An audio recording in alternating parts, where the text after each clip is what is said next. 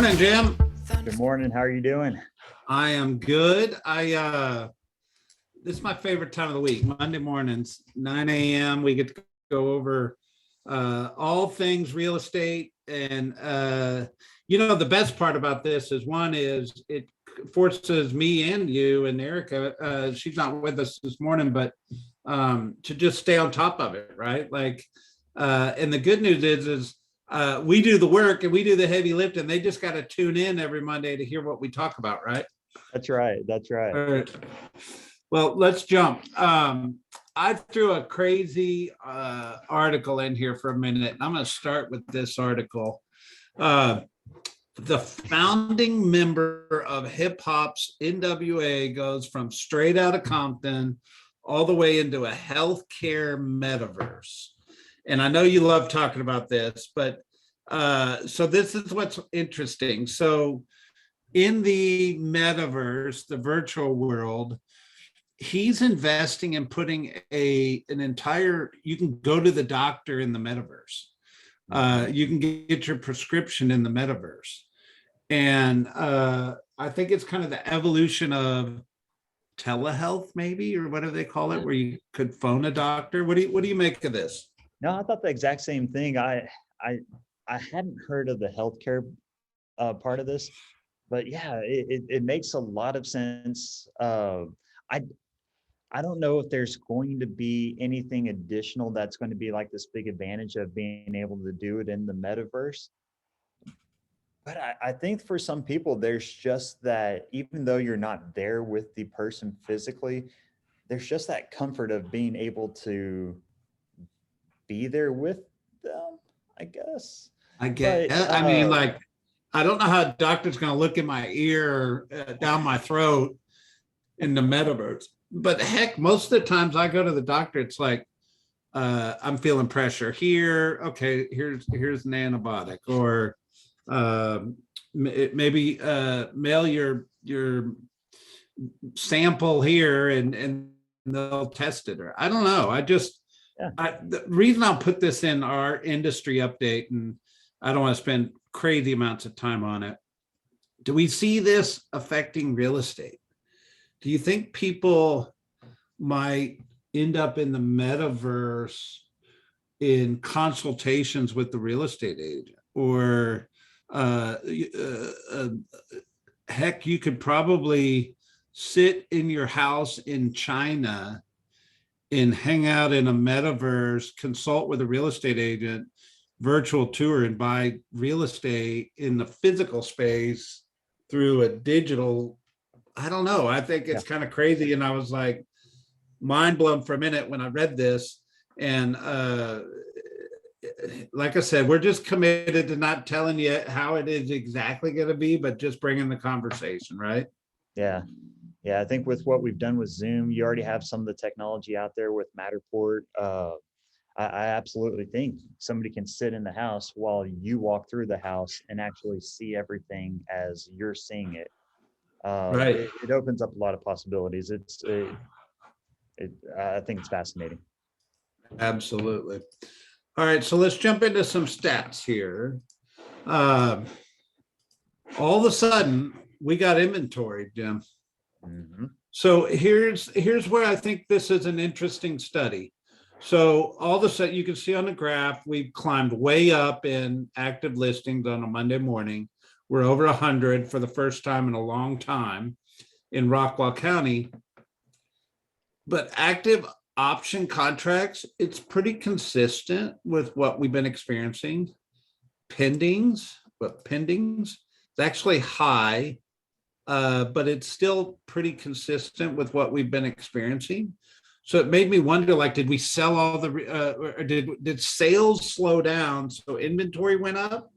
But I'm not seeing that. I'm seeing sales consistent and inventory spike, which tells me new listings came into the market recently at a higher pace than they have been over the previous 90 days. What do you make of that?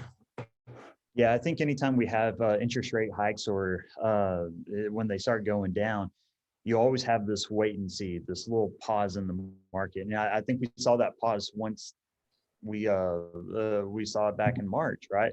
And so I think with interest rates continuing to do that gradual climb, you have sellers and buyers, but sellers out there going, I don't want to be late to the party. And so we're having this little bit of rush coming onto the market. Some of it is seasonal, but some of it is also just the reaction to, I don't want them to go too high and really change my the outcome of what I can do in the market. Yeah. So you're saying some of these people are going, hey, I was planning on moving in the next 6 to 12 months. Maybe I need to get on that train now. Yep. Okay. How do we take, what's the opportunity here? I always talk about there's always an opportunity, whether it's good or bad, real estate, economy, there's always an opportunity. What do you see the opportunity of this? Yeah, I think the more we can educate the consumer and let them know that, heck, even if it's not your sphere and you're just circle prospecting, right? If you don't know anybody there, you always can know somebody. But the more we can educate them that we're likely to continue to see these interest rate hikes. And I had somebody tell me that, I think it was the last time I was on, but I had somebody saying that they wanted to wait till the end of the summer. Why? What is going to change? Is your buying situation going to change at all? Are you still going to buy? All you're doing is costing yourself money, right? And so having these educated conversations, you don't have to sell them into it. You just have to tell them what the market's doing and let them make the decision. And most people will see it the same way. Yeah. I also think with a higher supply, maybe the demand's the same, but if there's more supply, the competition is a little bit less. It might be a short window of time to go grab some buyers that have been just struggling getting into properties in the next 3 to 5 days, and get them into these houses and get aggressive, because we don't know what is coming, and that may be just a little panic listing, right? Like people worried about where the economy is going. I mean, it's the first window of opportunity for a buyer we've seen in a long time. If I kind of click through the counties, we can kind of see Kaufman went up. Dallas County is at the highest it's been since I've been tracking. Collin County, way up, highest. It's almost 500 active listings right now. Look at the difference in Collin County. Went from 338 a week ago active properties to 535. That's 200 more houses in Collin County available to go sell right now. Huge opportunity. And I think it's important to say, Brett, is as you see that when you're in extreme market and you see that little bit of change, we have to be really focused in on how that affects our local micro markets, because we do have this little window where if this is what's going to happen the next few weeks, it can start affecting how many multiple buyers you have, which then affects your kind of overall price. So are we pushing it too far upwards? Are we right where we should be? Or are we letting the buyer push it? We could start finding ourselves in situations where we're having more conversations about the price reduction, but where we're chasing the market down, which we haven't done in a long time, because we just price ourselves out. And that goes back to keeping an eye on this expired listing number. Still one there. Dallas County went from 10 to 8. We're not heavy in expireds yet. Collin County 4. We're not seeing it. I mean, you see it at the end of the month, of course. But it's just not popping to where that's necessarily something that's saying, hey, troubled times ahead. It doesn't show that yet. I don't think it's troubled times, but I think we don't want to be the group of realtors out there that are just listing homes at ridiculous prices when the rest of the market is saying, hey, we're at this level market right now. It's around the corner, but we still have some time. We list a house at market. I actually know markets around the country that intentionally list 20% below market. That's the normal, so that everything is overbid. And I just think it's crazy that people try to go above market price in asking price because you're just setting yourself up or you're setting your seller up for broken expectations. You always want to come in business from a place of exceeding expectations. So if you get a good price and you exceed it, you're the hero. If you try to chase the market and then you don't get it, you're not the hero. And it doesn't make sense that way. But anyway, all right, moving on. So this was crazy, Jim. Stock market went very far down on Friday. They're anticipating it to go down again today. And what I thought was interesting is this word liquidity. So people are cashing their stocks out to have cash. They want to be liquid. Where are they going to put that cash?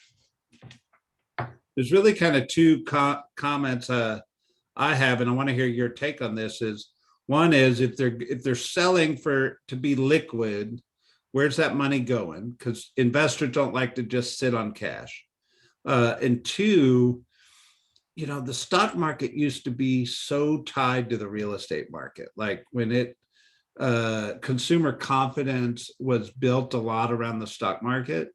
And when the stock market was down, the confidence was low, and the stock market was up, confidence was high. And it really showed up in our industry in real estate sales. They kind of weaned away from each other a little bit, where people don't necessarily assume because the stock market tanked on Friday that the real estate market's going to tank today. And I think that's a good thing for our industry. Yet it's certainly, we can't take too many beat ups like this to where consumer confidence doesn't get shaken. What do you make of that? No, I think you're right. I think the big project out there that we've talked about a lot is the build to rent neighborhood. You've seen companies like Hillwood get into the space. Jerry Jones has got into the space. You've got all these tycoons that are entering into this build to rent area. And I really think that could take off really fast. Be in control of your own inventory. So that's, I hope the institutional buyer doesn't increase in our industry, because God knows we don't need that right now. But no. Going into the build to rent, I'm happy to see them push into that arena right now. Yeah. Well, and it just plays into this next conversation. Where did I find it? The best real estate deals of 2021 were land. So Gary showed up at family reunion with a big old t-shirt that said "Buy dirt." From an investment standpoint, if I had $500,000 in land or $500,000 in rental property, in a rental property portfolio, I can offset my expense with rental income coming in. It's really hard to offset your expense of land with income, but it doesn't mean it's not a great investment. It's just a different strategy, meaning if you have knowledge of holding that land will cause value to go up, or you're buying land today at today's price for future development, where you don't have to pay the high price of land 5 years later, that could be a really good investment deal. But it depends on the person and the investor, right? How do you consult people around this? God. I don't know that I would want to. I think getting into getting into some sort of speculative plan buy, there's just so much that goes into it. I think you've got to look at a good, 40 years of just migration patterns and how our urban areas have widened out. Then you can start kind of thinking about future roadways. How far will people commute? Do we see other little mini metropolises pick up around there? There's just so much to consider, just depending on what your appetite is for it. But I mean, I look out in the Rockwall area, and we used to think that Josephine, there was nothing there, and now all of a sudden we're building subdivisions everywhere in Josephine. Uh, so I think there's a lot of there's some really good deals out there. If that's the route that somebody wants to go, we just have to be mindful of, if they're looking at building a subdivision or trying to develop a subdivision, well, let's look at where our roads are coming in, and because that's ultimately what's going to start channeling some people to go further out in the rural areas. Sure. But it's still a buy and hold strategy. Yeah. So you got to have a lot of cash to play in that game for sure. Yeah. What's going on in new construction? Because this article is saying that new home construction's up, obviously, but projects are stalling at a higher rate. This is new information to me. What does stalling at a higher rate mean to you? They've fallen out, deals fallen out, or? The new construction, I think this is just a weird year for them. I think between the supply not being there or having a hard time with supplies, I think a lot of new construction has intentionally stopped. They're catching up on either previous contracts, and so therefore they're not starting as many projects because they're just trying to withstand some of this wave coming in.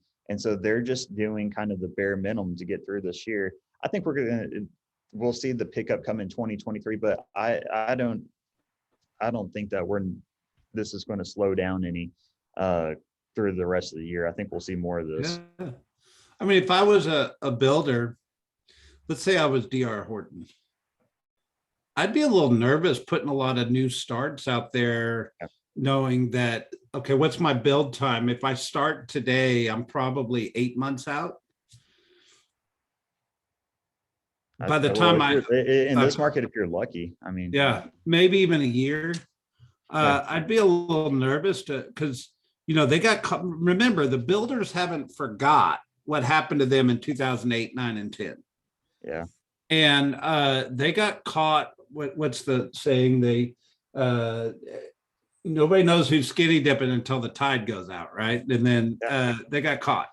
And so they may be slow playing this just to see what the economy is doing, because it's not necessarily bad, but it's not stable either right now. Like, we're up and down all the time. The other article, the average new home in North Texas is fast approaching $500,000. That's crazy. And I always say it every time I think about prices, but they got to have a profit margin or they're not going to build. So that price is going with inflation and supply chain and all the above, right? So right now it's saying the 3-month moving average new home sales was 461,418 versus 449 in February. And it's up 60,000 since a year ago, which 60,000 over 400,000, what's that? 15%. Oh yeah. I can do math in my head. There you go. So I think it's interesting. New construction, we're keeping an eye on it. Last article, before I want to talk about one big thing, is obviously we're still setting a record, but sales volume's dropping. So the prices are still climbing, but the sales volume dropped. I think this is a little bit of a misleading headline. It is, because we started talking in January how it's a normal bell curve, and slow January, building February, usually a high March. This year, I think April's our high month. I think we're bigger in April than we were in March. At least I know our office was.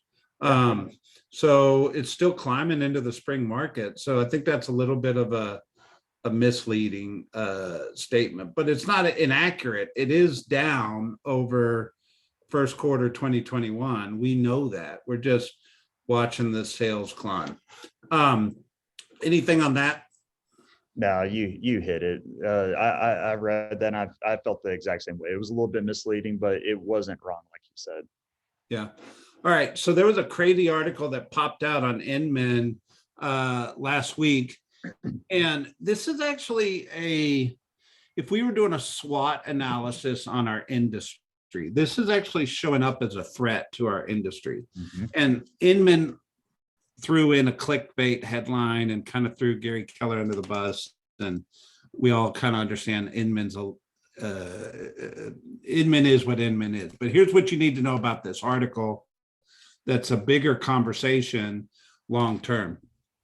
If you're not aware, the buyer agent commission that we all put into the MLS is a little bit under attack in public forum. And there is a big class action lawsuit going on in Missouri where they actually want thousands of home sellers to be reimbursed $1 billion in commission that were paid to buyers agents over the past 8 years. And so, of course, Inman's doing a clickbait and throwing Gary Keller into this conversation, but it's actually a bigger conversation around NAR and real estate practices and how we handle that buyer agent commission. I'm curious what I hear some of these conversations in leadership conversations, but in top agent circles, what do you hear about around this? Disappointingly, I'm not hearing a lot of people talk about it. This has been something I've eyed for a while. On my board, I have, what does our model look like if buyer commissions all of a sudden go to 1%, right? And so it's something I have in the back of my mind. And, I spend a little time every other week, each week, kind of thinking about, all right, what levers go away? What do we do, not do? Because there's a realm that you could operate in this 1% buyer model. You control the listing, first of all, but it's something to really pay attention to. I think this has a lot of dangerous precedent that it could set.